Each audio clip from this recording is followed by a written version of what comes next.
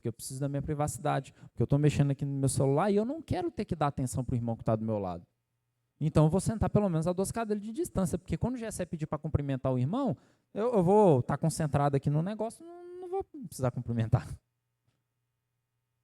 Sabe, às vezes a gente tem esse tipo de conduta. Essa questão de realmente estar focando simplesmente no nosso, de estar olhando numa direção só. Beleza, Caio, você está falando de comunhão, mas espera aí, o que isso tem a ver com a parte final aqui que você falou nessa passagem? Que a ira do homem, ela não produz a justiça de Deus. Que, sabe, a gente querer fazer coisas olhando só pelo nosso ponto de vista, olhando só pelo nosso, nunca vai ser capaz de alcançar algo que Deus planejou. Sabe, olha o que esse verso fala. Né? O verso 19, ele fala, olha, irmãos, sejam todos prontos para ouvir. Sejam tardios para falar, tardios para irar-se. Só essa passagem, ela já incentiva muito a gente a ter que matar a nossa própria vontade. Porque se você precisa ser pronto para ouvir, tardio para falar, significa que você vai ter que segurar muito sua língua. Significa que você vai ter que engolir a sua própria opinião. E sabe, ser pronto para ouvir é uma coisa que é uma habilidade hoje em dia que poucos têm. Ela tem sido muito perdida. Eu lembro que uma vez eu estava no meu primeiro estágio, né, trabalhando na empresa, e aí o cara começou a explicar uns negócios lá para mim tudo, e eu até então estava entendendo ali, né, procurando assimilar o primeiro emprego, aquele negócio, querer causar boa impressão. Né, você descobre que você estudou na faculdade, mas quando você chega na empresa mesmo, tu não sabe nada. E aí ele estava falando dos negócios, e eu, beleza, estou entendendo aqui tudo. Aí uma hora ele parou do nada, ele, peraí, você está ouvindo para ouvir mesmo ou você está ouvindo para me responder? E aí eu meio que dei uma titubeada assim, porque eu fiquei pensando um pouco, e aí ele me largou um esporro, porque entendeu que eu estava ouvindo para poder responder. Só que, sabe, essa pergunta, ela é muito pertinente para vários momentos na nossa vida. Quando uma pessoa está falando com você, ela está conversando, está compartilhando com você de um problema, de um desafio que ela está passando, você escuta ela realmente para poder ouvi-la de fato ou simplesmente para responder? Porque existe diferença. Se eu estou ouvindo meu irmão, talvez eu vou sair daquela conversa sem falar uma palavra, mas meu irmão vai sair transformado, porque ele falou aquilo que ele precisava falar. Ele externou aquilo que ele precisava externar. Agora, por outro lado, se eu ouço simplesmente para poder dar resposta, eu estou ouvindo para juntar argumento, para depois expor uma opinião. E talvez nem depois, talvez eu já corto na hora e já começo a expor opinião. Né? Quantas vezes a gente tem visto isso? Né? A gente vai ver debate hoje em dia, as pessoas não param para escutar mais. Né?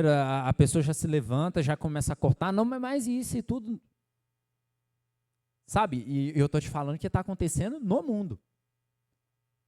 Porque é padrão do mundo mesmo. O senhor do mundo é o diabo, e o que ele mais quer é promover confusão. Agora, a gente precisa ter esse cuidado se isso aqui está começando a entrar dentro da igreja, se isso começa a entrar na nossa vida.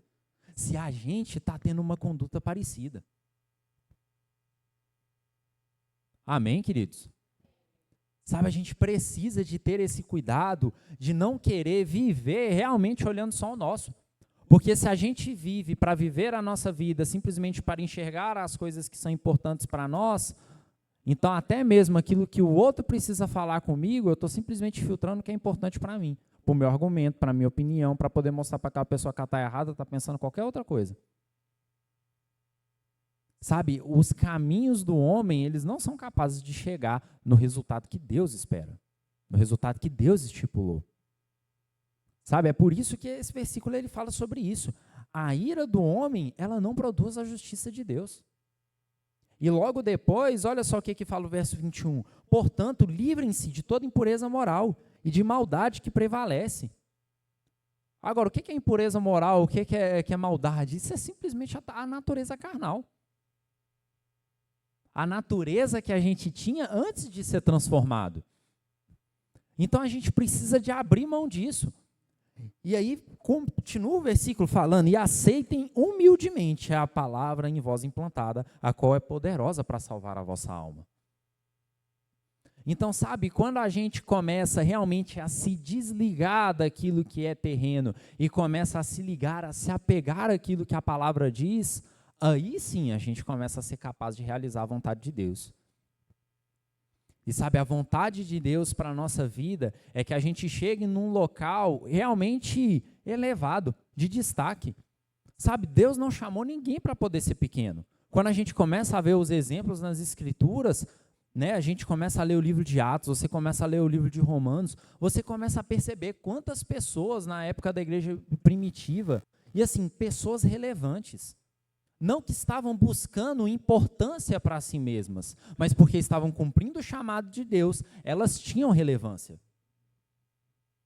Porque, sabe, quando você começa a viver verdadeiramente aquilo que Deus tem para a sua vida, você vai ser relevante ao ponto de realmente começar a incomodar outras pessoas. A gente viu a situação que aconteceu do cara nos Estados Unidos que foi baleado, acabou a vir a óbito. Né? A gente viu vários irmãos em Cristo mesmo, né? John Bevere, Rick Renner, falando sobre a vida desse irmão. E assim, o que ele estava fazendo? Estava cumprindo o chamado do Senhor para a vida dele. Só que foi perseguido. Ele era perseguido, assim como vários cristãos hoje em dia que professam sua fé, eles são perseguidos. E às vezes a gente se escandaliza com isso, mas meu querido, está na Bíblia. Não é à toa que Jesus, em Mateus no capítulo 5, falou, bem-aventurados quando vocês forem perseguidos no meu nome. E sabe, isso requer de nós um posicionamento. Sabe, eu não estou falando que, poxa, agora você vai literalmente subir no holoforte e vai começar a fazer exatamente aquilo que aquele cara estava fazendo. Não, mas existe um crescimento, existe uma caminhada e existe uma posição que nós tomamos em Cristo, a qual nós devemos nos permanecer firmes até o final. Até o ponto de, se for necessário, a gente está disposto a dar a nossa vida por isso. Sabe, é essa a verdade do Evangelho que muitas pessoas não entendem. Às vezes o pessoal fala, porque é extremismo, que não sei o quê. Olha, na minha visão, do que eu já vi de extremismo é o ponto onde você está disposto a matar por aquilo que você acredita. O Evangelho, quando ele entra na sua vida, é o tipo de coisa que a gente está disposto a morrer por aquilo que nós acreditamos. Tem toda a diferença. Quando uma pessoa ela se agarra ao Evangelho com toda força, não é algo que ela move para tirar a vida de outras pessoas, mas é algo que ela move com tanto ímpeto que ela está disposta a sacrificar a própria vida. A gente vê esse exemplo com Estevão, a gente vê esse exemplo com Paulo, ele falando que não considera minha vida como preciosa, né, mas para que eu possa cumprir realmente o chamado de Deus para a minha vida. E sabe, quando isso assim, isso vai se intensificar, queridos. Sabe, não é para poder te desanimar, não. É para poder te encorajar mesmo. Isso vai se intensificar. Perseguições, elas vão aumentar, porque o diabo está furioso contra a igreja, querido. E sabe, a gente está caminhando por um tempo onde o anticristo ele vai ser revelado. Agora, o anticristo, o nome mesmo fala, é anticristo. Se as coisas estão caminhando para que esse homem seja revelado, você acha que a condição na qual a igreja vai ter que ser arrebatada vai ser a condição na qual o mundo vai estar aprovando ou não? Sabe, Jesus está próximo, querido. Jesus está às portas. E essas coisas que têm acontecido são sinais mesmo de que a vinda do Senhor ela está próxima. Agora que nós sabemos que a vinda do Senhor está próxima, que perseguições vão acabar se levantando, o que é que a gente vai fazer com isso? E, de novo, o que é que isso tem a ver com unidade? Tudo, porque sozinho você não vai dar conta. Sozinho é que você vai abdicar. Sabe, existe um aspecto positivo na perseguição, que é o fato de que ele une as pessoas que creem. Sabe, quando a perseguição se levanta, a igreja é como se fosse meio que purificada, porque pessoas que estão em cima do muro, elas não vão ficar mais, elas não vão estar dispostas a ter que entregar a própria vida se for necessário. E porque essas pessoas que estão em cima do muro, elas saem, A igreja começa a entrar num um novo nível de santidade. E quando esse novo nível de santidade chega, começa a ter a urgência e a necessidade dos irmãos estarem todos juntos. A gente vê na própria igreja primitiva, eles estavam todos juntos, tinham uma só maneira de falar, uma só maneira de pensar, e eles tinham tudo em comum. Não consideravam seus próprios bens preciosos, mas pelo contrário, eles levavam propriedades aos pés dos apóstolos, para ofertar, para poder ajudar as pessoas que estavam passando necessidade. Sabe, unidade.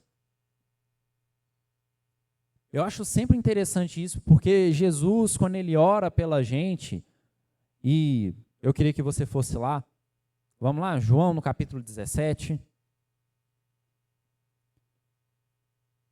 Aleluia. Você está recebendo alguma coisa nessa manhã? Amém.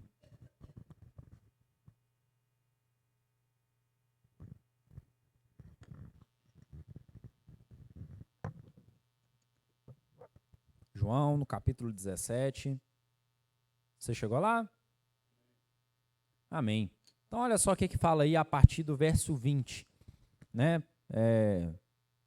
Já explicando, né? Essa é a parte onde você vê que realmente Jesus orou diretamente por você. Isso está escrito. A minha oração não é apenas por eles. Rogo também por aqueles que crerão em mim por meio da mensagem deles, para que todos sejam um, Pai, como tu estás em mim e eu em ti. Que eles também estejam em nós, para que o mundo creia que tu me enviaste. Dei-lhes a glória que me deste, para que eles sejam um, assim como nós somos um, eu neles e tu em mim, que eles sejam levados à plena unidade, para que o mundo saiba que tu me enviaste e os amaste, como igualmente me amaste. Pai, quero que os que me deste estejam comigo, onde eu vou e vejam a minha glória, glória que me deste porque me amaste antes da criação do mundo. Pai justo, embora o mundo não te conheça, eu te conheço, e estes sabem que me enviaste. Eu os fiz conhecer teu nome e continuarei a fazê-lo, a fim de que o amor que tens por mim esteja neles e eu neles esteja. Amém? Então, observa só, no verso 20 é muito claro que a oração nesse momento, ele não é somente por aqueles que Jesus estava vendo, mas por todos aqueles que viriam a crer em Jesus um dia. Ele estava orando por você. Se você não está se identificando com isso, então eu te convido a vir aqui na frente para aceitar Jesus, que você vai fazer também parte do objetivo dessa oração. Agora, é interessante que nas poucas palavras que poderiam ser escritas aqui de uma forma totalmente direcionada, porque quando a gente lê o livro de Romanos, quando a gente lê, né, a carta à igreja de Efésios, a gente tira ali princípios, ensinamentos, realmente coisas da palavra para a nossa vida. Mas se a gente for olhar o objetivo com o qual a carta foi escrita, Paulo não estava querendo escrever necessariamente para você, ele estava querendo escrever para a igreja em Éfeso, para a igreja na região da Galácia, para a igreja em Corinto. Por mais que realmente tinha a prática de se fazer cópias dessas cartas e enviavam às demais igrejas, né, para que o material fosse ampliado e todos os irmãos tivessem acesso. Mas o objetivo inicial, né, e eu quero que você entenda isso, era recomendações àquela igreja específica. Amém? Agora, por que eu estou falando isso? Porque quando a gente começa a ver aqui, poxa, você está falando de 6 versículos, aonde Jesus endereçou isso diretamente para você. E sabe, não foi qualquer pessoa não, é Jesus. Se a sua Bíblia tem aquele destaque lá das letras de Jesus em vermelho, vai estar tudo vermelhinho aí. Palavras de Jesus escritas, direcionadas para você. Agora, de todas as coisas, e presta atenção nisso, de tudo aquilo que Jesus poderia ter orado, poderia ter direcionado para nós de uma maneira pessoal, ele poderia ter falado sobre se mover poderosamente, sobre ser completamente cheio do Espírito, ele poderia falar sobre viver uma vida abundante, sobre ser completamente santo, mas ele decide falar sobre unidade. De todas as coisas que Jesus poderia ter enfatizado nessa oração, o que ele mais enfatiza, falando mais de uma vez, é sobre sermos uns com os outros, assim como ele é um com o Pai. Você já parou para pensar nisso? E outra coisa interessante, quando a gente começa a ler sobre isso, né, olha só, o verso 23, eu neles e tu em mim, que eles sejam levados à plena unidade, unidade de novo, para que o mundo saiba que tu me enviaste e os amaste, como igualmente me amaste. É interessante que nessas passagens a gente começa a ver, né, e se você ler, você vai ter esse entendimento de que Jesus está falando que o mundo só vai crer que Deus enviou Jesus quando a gente for um. Olha que coisa maluca. Ele não está falando que o mundo vai crer quando milagres poderosos operarem, quando enfermos levantarem, quando o Espírito Santo começar a pegar, todo mundo sair girando, pulando, pipocando, gritando igual doido. O mundo não vai crer que Deus enviou Jesus quando a gente estiver com todos os crentes aqui realmente, de acordo com o nome da igreja, milionários, extremamente prósperos. É desejo de Deus para a nossa vida que nós sejamos prósperos? Sim. Mas não é, segundo o que está escrito aqui, a maneira pela qual o mundo vai crer que Jesus foi enviado por Deus. Isso é importante para nós porque é a mensagem que nós carregamos, a palavra da reconciliação. De que Deus não estava considerando os pecados, mas Ele enviou alguém que resolveu o problema. Agora, como que as pessoas vão conseguir crer nisso? Quando a gente for um. Quando os irmãos forem um, quando a gente tiver unidade conosco, entre nós, e porque estamos unidos entre nós, estaremos unidos com Deus, é que o mundo começa a crer que Jesus foi enviado. Olha só que coisa maluca. Às vezes a gente acha que o mundo está sendo alcançado pelo trabalho de grandes evangelistas. E de fato, graças a Deus pelo trabalho dessas pessoas. Né, porque eles vão lá nos locais mais inóspitos do mundo, né, nos locais talvez mais pagãos, por assim dizer. E assim, proclamando Jesus, proclamando a palavra. E pessoas são convertidas.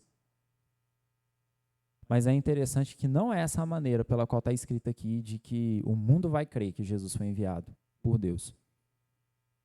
O mundo vai crer que Jesus foi enviado quando nós formos um.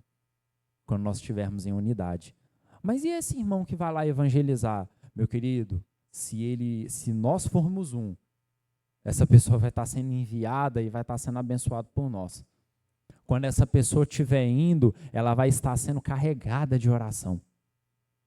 Sabe, quando nós formos um, vira um momento no qual os cultos de oração vão ficar muito pequenos em simplesmente 2 horas. Vai começar a ter que ser 3, 4 horas e não vai poder ter nem momento de palavra, não. A gente já vai começar a entrar na unidade do Espírito. E a gente já vai começar a ser movido em várias coisas para estar orando por irmãos que talvez a gente não conheça. Mas porque a gente está unido uns com os outros, estamos unidos com Deus, a gente se torna capaz de atender uma necessidade específica. Sabe, Deus tem nos chamado para esse tempo. Para um tempo da gente estar mais conectado uns com os outros e com o Senhor. Porque talvez quando o culto terminar e você estiver numa conversa com seus irmãos, vai ser despertado algo, vai ser despertado uma palavra, uma direção, um comando. E isso sendo obedecido vai liberar algo, talvez para a vida de vocês, talvez para a vida de outra pessoa. Lembra que eu falei sobre não manter os olhos simplesmente naquilo que é nosso, naquilo que nos diz respeito?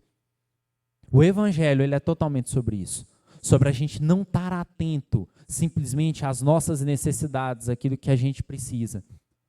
Mas estar realmente conectado no Espírito uns com os outros para entender as necessidades de outros. Sabe, a gente precisa de sair desse plano terreno e de práticas que são aprovadas segundo o mundo. Eu não estou falando que tem coisas que o mundo faz que seja, como é que eu posso falar, né? Completamente errado.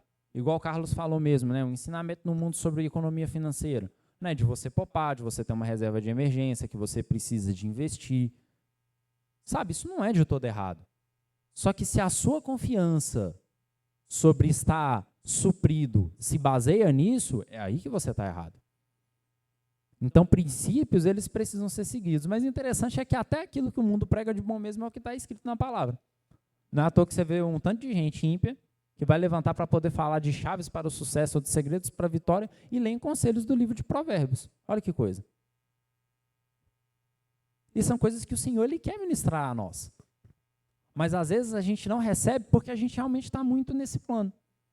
A gente está simplesmente se limitando ao que a gente consegue ver aqui. E a gente não se conecta com o Senhor. A gente não se conecta com outras pessoas.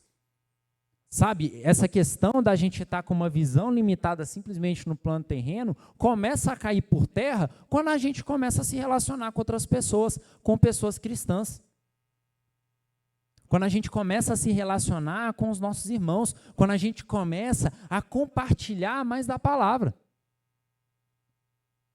Sabe, aquilo que você ouve, meu querido, é aquilo que vai encher teu coração. E aquilo que estiver enchendo teu coração é aquilo que você vai falar. Então, sabe, a gente precisa de ter esse cuidado, a gente precisa de ter essa atenção. A gente precisa realmente prezar pela unidade, manter o vínculo da paz. A gente precisa de valorizar esses momentos que a gente tem mesmo de comunhão.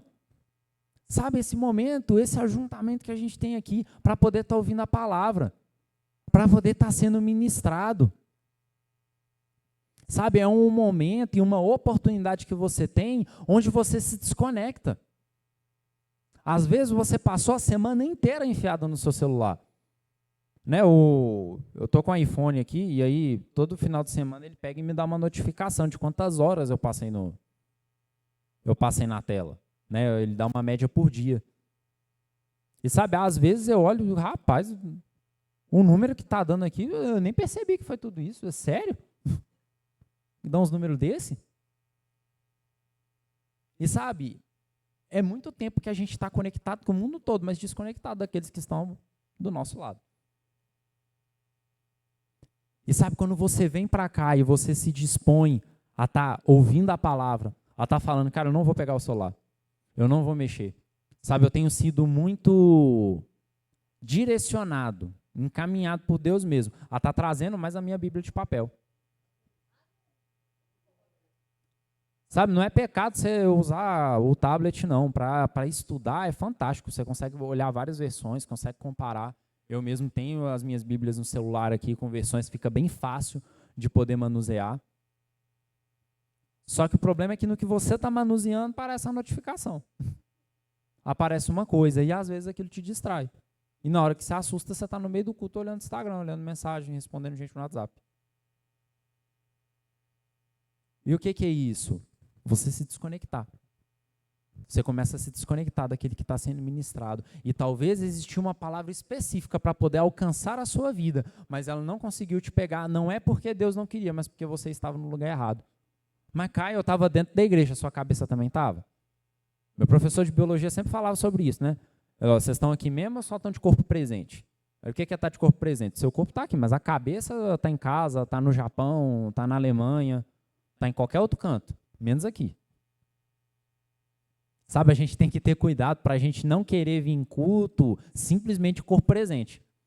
A cabeça está aqui, melhor. O corpo está aqui, mas a cabeça está nas contas, está em casa, já está no dia de amanhã, no que eu tenho que fazer, o que eu tenho que pagar, se vai dar, se não vai dar, se não vai dar tempo. Sabe, essa oportunidade que você tem aqui, meu querido, se você dá valor a ela, isso começa a libertar a sua vida.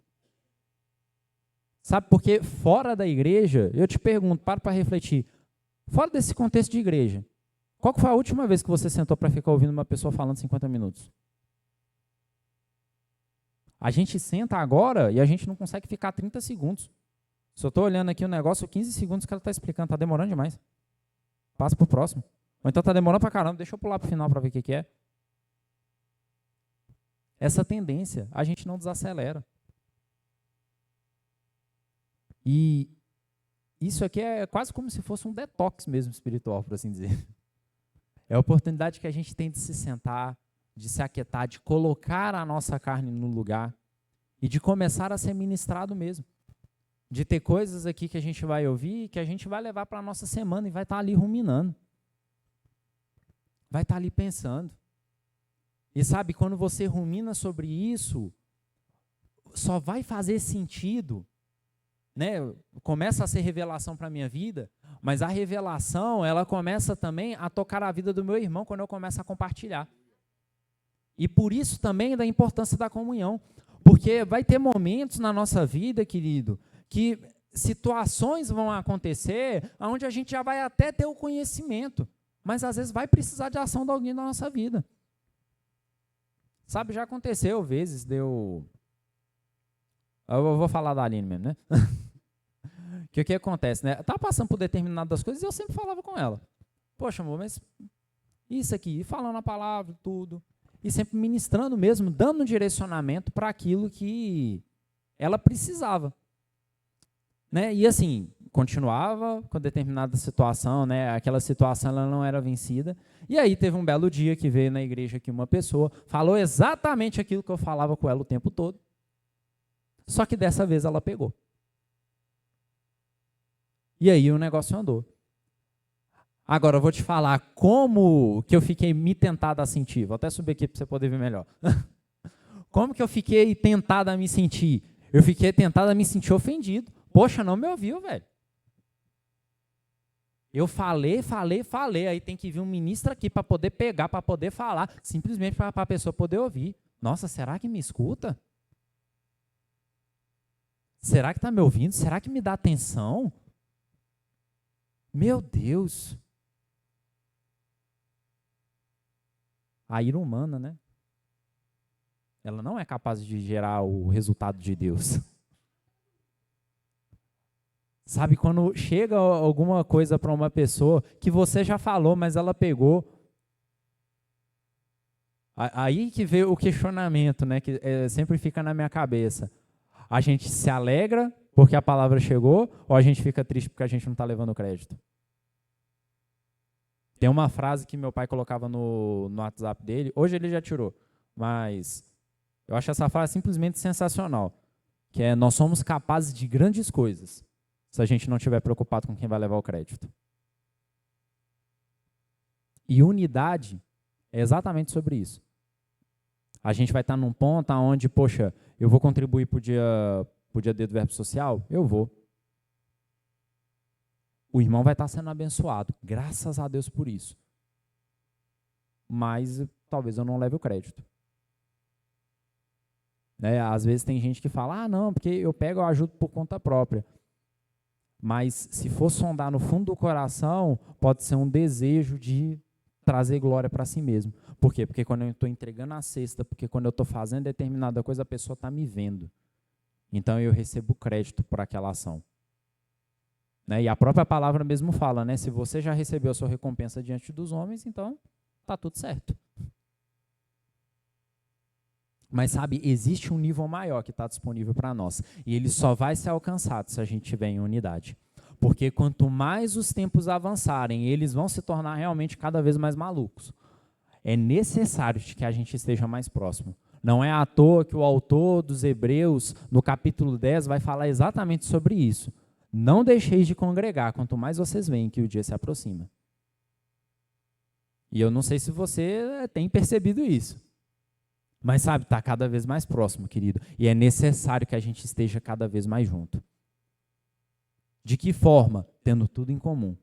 Não considerando como precioso a nossa opinião. Estando pronto para ouvir.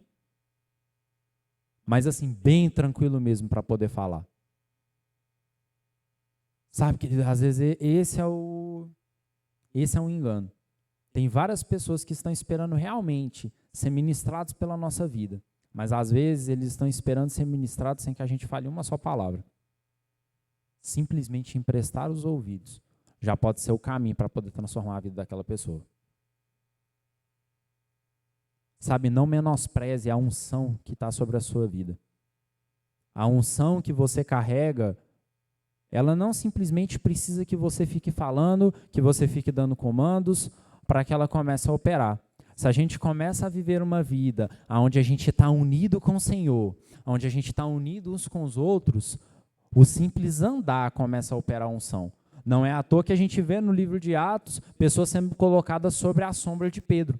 Porque quando a sombra passava, as pessoas eram curadas. O que é isso? Unção. Baseada em unidade. Porque tinha um corpo de Cristo ali que estava levantando e com certeza estava orando pela vida dele. Sabe, a gente pode fazer grandes coisas. E existem ainda muitas coisas que estão preparadas para nós. Mas para que a gente possa alcançar a plenitude daquilo que Deus tem para a nossa vida, a gente não pode simplesmente estar com os olhos aqui. Sabe, para poder terminar, vamos lá em Filipenses, no capítulo 2.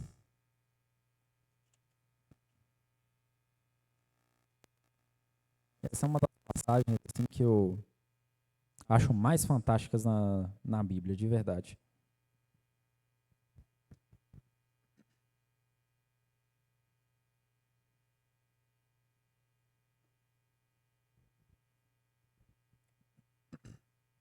Aleluia. Você chegou lá? Filipenses, no capítulo 2. A partir do verso 6. Olha o que fala aí. Fala sobre Jesus, né? Que, embora sendo Deus, não considerou o ser igual a Deus algo que deveria apegar-se. Mas esvaziou-se a si mesmo, vindo a ser servo, tornando-se semelhante aos homens. E sendo encontrado em forma humana, humilhou-se a si mesmo e foi obediente até a morte e morte de cruz. Então, vamos só até aí. Observa só o que está falando sobre Jesus. Que, embora sendo Deus, não considerou que ser Deus fosse algo a que devesse se apegar. Mas ele abre mão de si mesmo e assume a forma de servo. Você quer exemplo maior do que esse? Sobre conduta, sobre posição. Sabe, quando a gente começa a ver a vida de Jesus mesmo, né? Mateus no capítulo 12, vai falar sobre o episódio onde os judeus começam a falar que Jesus estava expulsando demônios em nome de Satanás, em nome de Belzebu. E sabe, é nessa hora que eu começo a pensar assim, que realmente Jesus era um cara mesmo muito centrado, muito pronto para poder estar atento, estar direcionado ao propósito de Deus. Porque você já se imaginou, você está cumprindo a vontade de Deus e gente virando na tua cara que tu falando que está fazendo obra do diabo. Jesus estava cumprindo a vontade de Deus, ele estava curando pessoas. Ele cura se eu não me engano é um cego que fala aqui. E aí eles falam, não, ele está fazendo isso porque ele expulsa demônios em nome de Satanás. Talvez para a gente seria o ponto do basta. Não, cansei. Pelo amor de Deus, estou vindo para salvar esse povo. Aí já tem que sofrer perseguição. Já tem que ser resistido. E aí, como se não bastasse ainda eu estou fazendo a obra de Deus, o pessoal está falando que é obra do diabo. Aí não dá mais não. Talvez se fosse a gente teria essa posição. Mas sabe, Jesus, porque ele era totalmente consciente de quem ele era, e porque ele estava conectado com o Pai, ele não se permitia ofender. Por quê? Porque ele não estava limitado nesse plano. Aquela passagem de Tiago, que a ira do homem não produz a justiça de Deus, é exatamente sobre a gente perder o nosso direito de se ofender. Que foi exatamente o que aconteceu com Jesus aqui.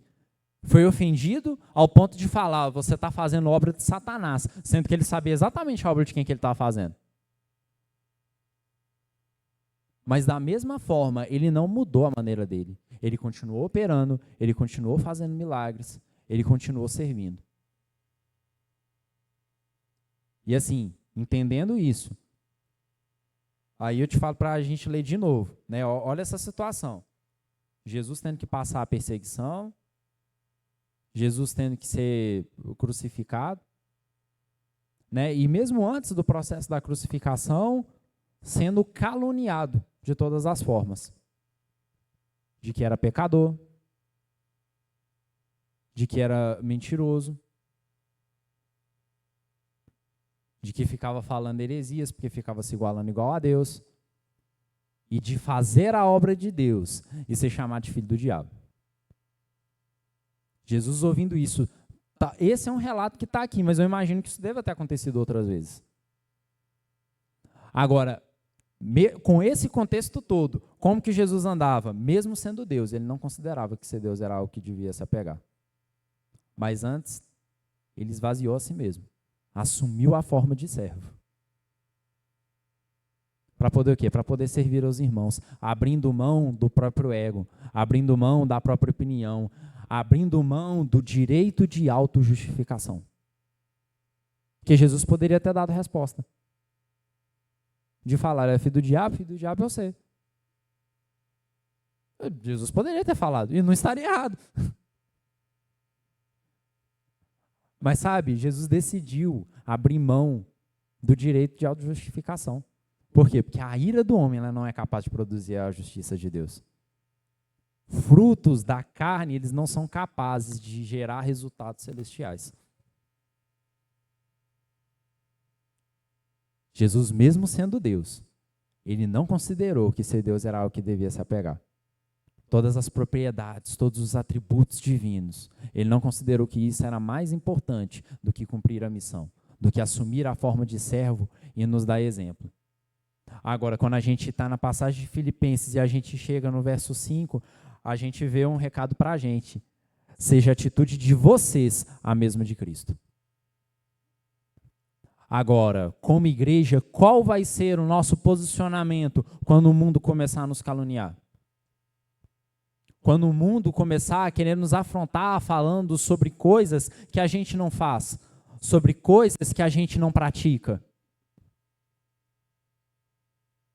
Sabe, querido, é necessário que a gente esteja unidos com os outros, porque no meu momento que talvez eu vou estar sendo extremamente atacado, eu vou ter uma pessoa para compartilhar, que vai ser sábio o suficiente para ouvir e vai ser tardia para falar. Vai ser capaz de me corrigir em amor e me colocar no rumo certo. E dessa forma, a gente segue realmente seguindo a atitude de Jesus. Mesmo estando num mundo que necessita da ação de Deus, que necessita da ação da igreja, mas que não reconhece isso, pelo contrário, ataca. E a gente realmente sendo um porta-voz de Deus na terra, a gente não considera que o fato de sermos filhos de Deus é algo que a gente tem que se apegar. O status de filho de Deus, mas antes a gente assume a forma de servo. Talvez possa ser que a gente receba as palavras de que a gente está fazendo obra do diabo, que a gente aceita, que a gente manipula os outros e que a gente faz não sei o que mais. Só que agora o que vai determinar o que a gente vai continuar fazendo é se a gente estiver disposto ou não a estar unidos uns com os outros e a nos auto-justificar. Sabe, querido, Deus está nos chamando para um nível diferente. Porque perseguições, elas vão se levantar. Calúnias, elas vão acontecer. Palavras, elas vão ser ditas. Mas sabe, quem entende quem é, não vai ser movido nem por elogios, nem por críticas. Esse é o exemplo que Jesus nos deu. O Ministério de Música já pode subir, por favor? Sabe, é esse o exemplo que Cristo nos dá. De entender quem Ele é e mesmo dessa maneira assumir a forma de servo. O versículo que mais eu falei, né, que a passagem de Filipenses é uma das que mais mexe comigo, mas particularmente a que mais me marca é João no capítulo 13, né, que é um momento logo antes da última ceia, né, Jesus já indo para a parte da crucificação. E aí lá vai falar que Jesus, entendendo que ele era filho de Deus, sabendo de onde ele tinha vindo, sabendo para onde ele ia, sabendo que ele tinha todo o poder depositado nas suas mãos, nessa condição de Deus pleno, sabia quem ele era, sabia o que podia, tinha todo o poder, tinha toda a autoridade, ele bota uma toalha em volta da cintura e vai lavar os pés dos discípulos. Não foi de qualquer forma. Às vezes a gente considera que Jesus estava aqui de uma maneira muito carnal, por assim dizer. Mas não, estava aqui sendo plenamente Deus. e sendo plenamente servo, demonstrando que mesmo sendo pleno, sendo inteiro, tendo o Espírito sem medida, que ele precisava de pessoas, por isso ele chamou 12 para estar junto dele. Porque sendo Deus em todos os seus atributos, o que impediria Jesus de talvez se teleportar para todos os cantos e convencer as pessoas do pecado? Mas era necessário que um exemplo fosse dado, para que a gente pudesse viver a nossa vida, tendo um perfeito espelho para poder seguir. E esse espelho, mesmo sabendo de poder, de capacidade, de relacionamento com Deus, de ter uma plenitude, de um canal pleno com o Senhor, ele estava sempre junto de outras pessoas. Você pode se colocar de pé?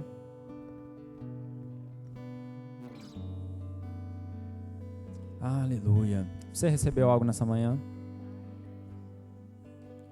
Amém.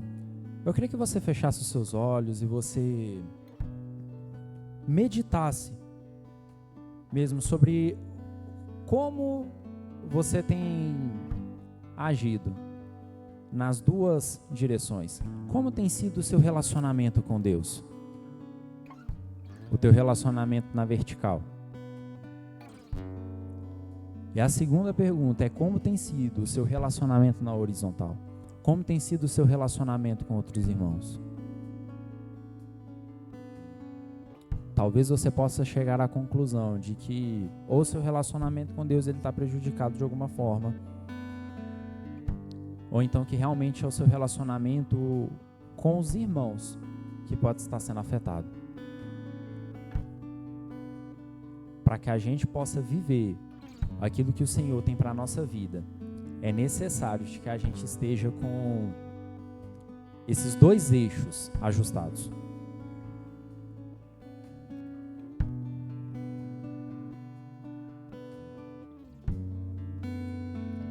Sabe, medite nisso. E se for necessário, corrija a rota. Cara, mas eu estou passando por um problema, está muito difícil. É exatamente por isso que você não deveria estar sozinho. Às vezes a gente passa por situações onde a gente está esperando o socorro dos céus. Está esperando realmente um anjo vir intervir. Mas realmente a solução, às vezes, está sentada do nosso lado.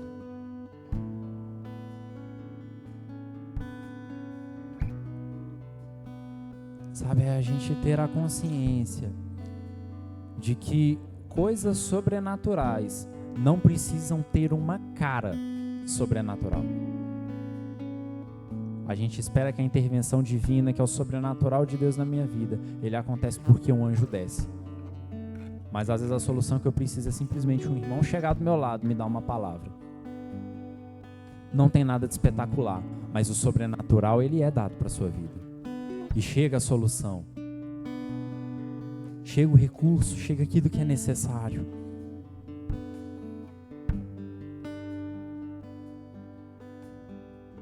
Essa é uma manhã, queridos, da gente se conectar mais. Da gente estar mais unidos, da gente estar prontos para se fortalecer, para realmente ter tudo em comum, uma só maneira de pensar, uma só maneira de agir, para que verdadeiramente Deus venha a ser glorificado através dessa igreja, para que pessoas que estão lá fora elas possam falar o que quiser quando estiverem lá, mas quando elas entrarem aqui, elas caem em arrependimento, entendendo realmente Jesus veio, realmente Deus enviou Jesus, por conseguir enxergar a unidade do corpo. Pai, nós te agradecemos, Senhor, por essa palavra abençoada que o Senhor ministrou ao nosso coração, Pai. Por essa necessidade que nós temos de ser um com o Senhor e uns com os outros, para que a gente possa desfrutar da unidade, para que a gente possa desfrutar dos moveres do Espírito, para que a gente possa ser fortalecido nos nossos momentos de fraqueza. Sabemos, Pai, que as coisas no mundo, elas têm se encaminhado realmente como a sua palavra já dizia. Sabemos que os sinais da volta de Jesus, elas são claras. E, Pai, queremos ser encontrados no local de prontidão para quando esse dia chegar.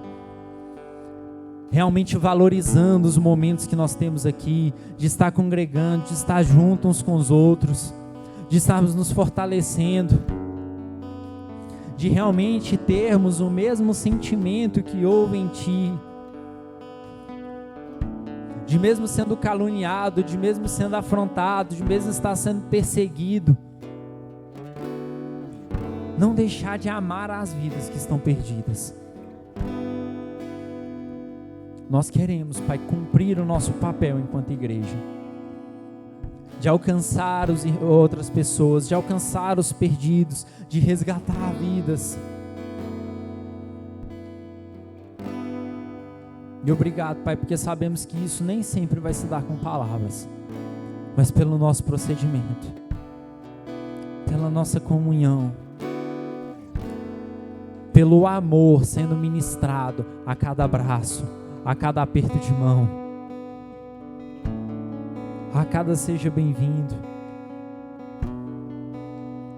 Oh, Pai, eu te agradeço, Senhor, por uma igreja relevante aqui nessa terra.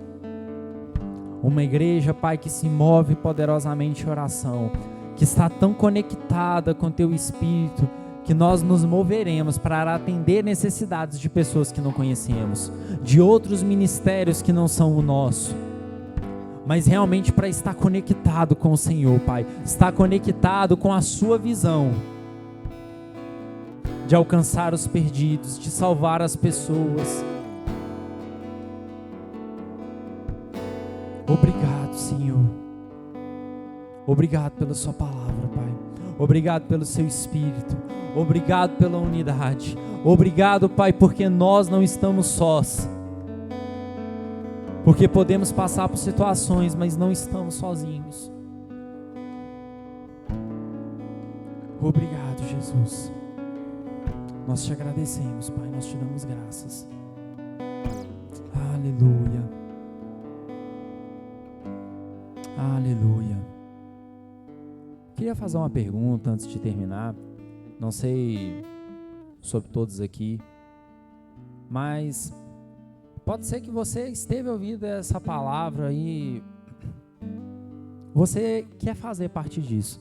Você tem enfrentado situações na sua vida, você tem enfrentado determinadas coisas e realmente é esse sentimento que você tem de que você está sozinho. Mas sabe, Jesus, Ele quer te alcançar. Deus, Ele tem olhado para tudo isso que você tem passado.